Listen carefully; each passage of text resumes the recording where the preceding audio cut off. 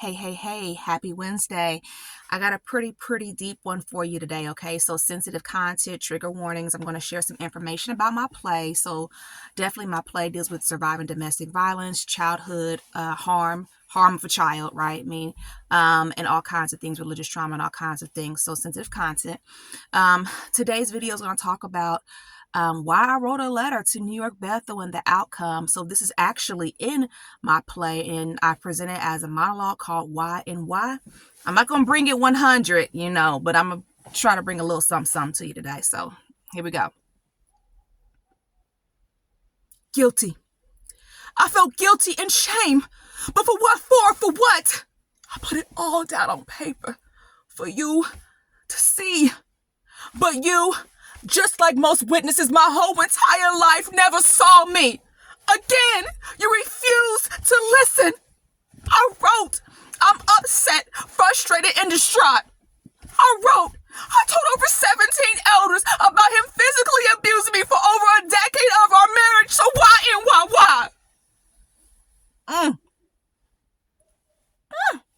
I messed up a little bit. If you don't know, I am Mira, empowerment coach, religious trauma specialist, actress, writer, and you're watching Sisters Living with Religious Trauma Syndrome. What is this? This is about me working hard to raise awareness to an emerging field, that of religious trauma, because I myself have religious trauma syndrome. It's a very terrible thing to have and to manage, and there's different pathways and ways that people deal with it, but there's just not a lot of information, not enough, by far not enough, and not enough people out there who are able to give people the right kind of help and the right kind of support. So I'm raising awareness and doing what I can here in that space. So sorry, there was a loud car behind me. Long story short, what I am doing is, this is the education space, okay? I'm not a therapist, I'm a coach, right? So this is instruction, this is raising awareness, this is not therapy. And I do not represent the Worldwide Organization of Jehovah's Witnesses, though I know it's like super confusing. I am an active witness. What does that look like for me in this space? I worship at home. I just make contact with the Kingdom Hall when I can, because so much is triggering. If I go to the hall or even see the building, I have a panic attack. So for a person living like this, what do you do? Right? So I created what I needed, and here I am. And hopefully, you can watch more about my videos or check me out, contact me if you have more questions about that, okay? So definitely, hey, sign up for my Skool community, Skool.com/MRTS community.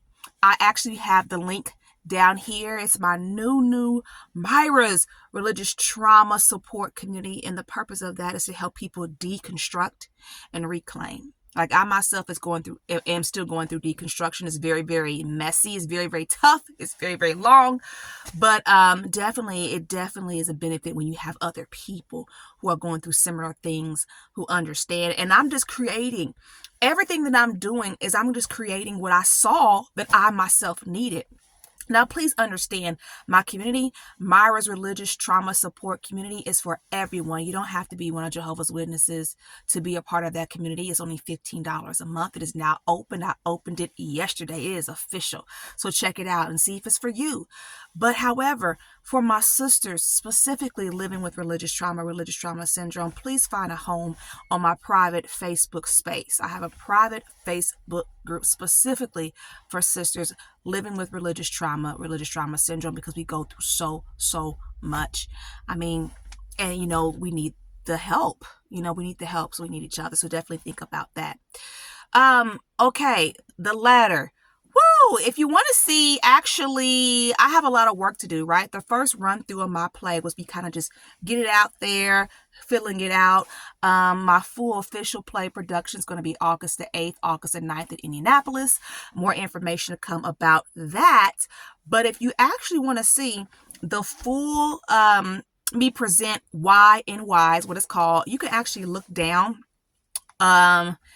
on my channel, I should have wrote down the date to help you out, but sorry, I will put the link in the comments as well if you choose to see that portion. It is posted on this channel, and I will definitely post that in the comments for you to check out. And please remember, sensitive content, because I go very, very deep in it. So what I will say about the letter is definitely what happens when you finally get, it's a lot of fear involved, right? Even writing a letter to Bethel, oh my God, you're telling on the elders. And the hope, or what you expect to happen, is that feet will move. Like, right? Like, I'm going through something so severe, so terrible that my last my last hope, my last anything is writing a letter to Bethel, trying to get assistance. What I will say is when the letter came back from Bethel 2 months later, it was very, very beautifully written, right? To a certain extent. I read that letter looking for something. I looked up all the scriptures in that letter, but at the end of the day, here's the fact. The end of the letter, right? We will get involved if we need to. Well, who gets to determine if you need to get involved? The issue is the local body of elders get to determine that. So, of course, these are the same people that have been hurting me all along. So now they get control again. They get decision making again when I'm already hurting so bad and needing so much help. So I found that process very, very hurtful. I mean, it just, a part of my soul just crushed what was left, right? Because it's like I'm trying to get help. I'm trying to do the right thing, and I just can't seem to get the help. And what was so hurtful was when when all the smoke cleared, right? My ex is, remarried and all of that. You know what I mean? I finally got an opportunity to ask, an elder at my old hall a few things, and he's like, the letter said if they need to get involved. Like, in other words, we didn't do anything. We didn't do anything. They didn't need to get involved. We didn't need to contact them. It's just so, the whole point is this. That is information control. January is Spiritual Abuse Awareness Month. And see, spiritual abuse leads to religious trauma syndrome. When leadership is manipulating things, and not so many times, some things are going to be confidential, but there is a whole lot of stuff that I should have known in this process, including the fact that I was actually at a certain point free to marry for like a good minute, like months.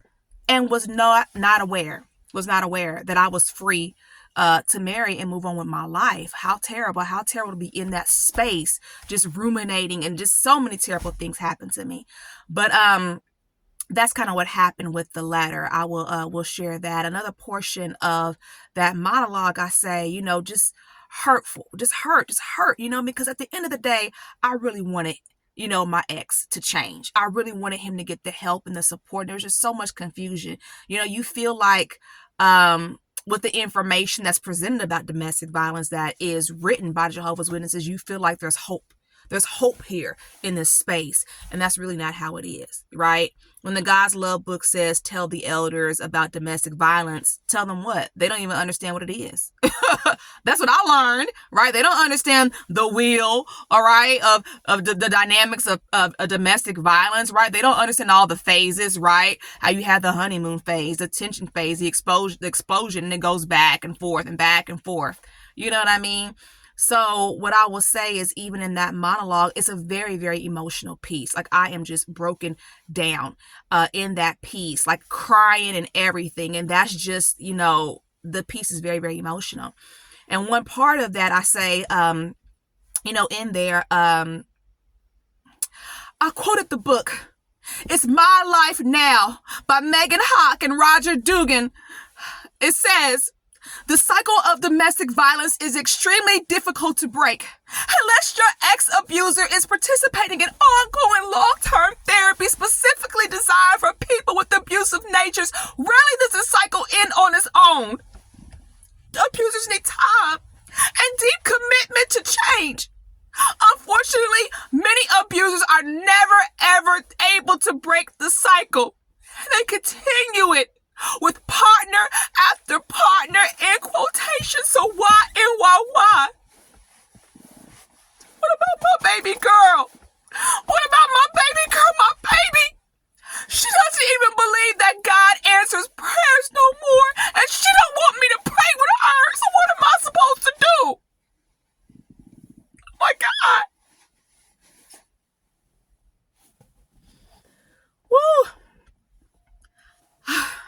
messed up again. I'm not fully going there. I messed up again. Girl.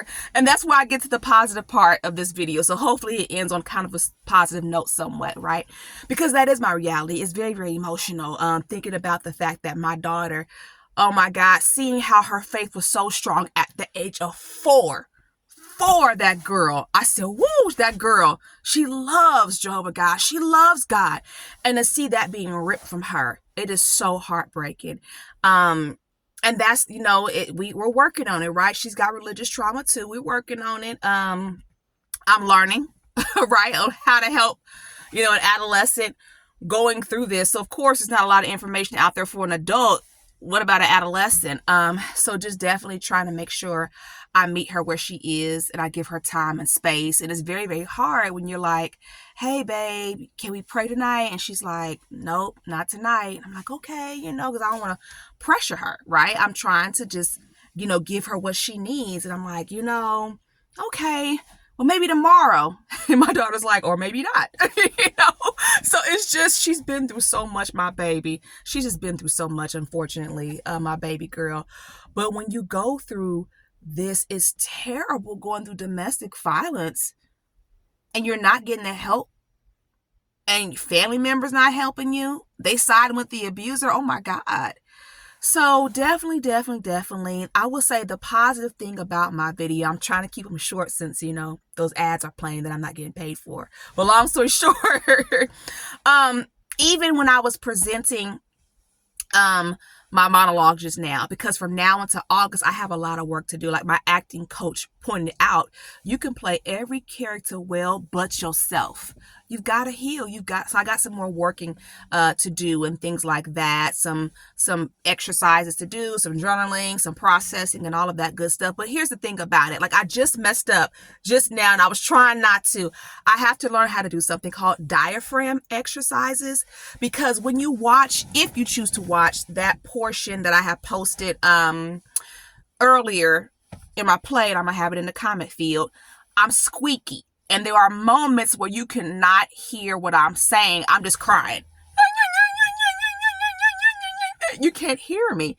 So what I have to do is learn how to do like I'm talking from my diaphragm right now that I'm aware.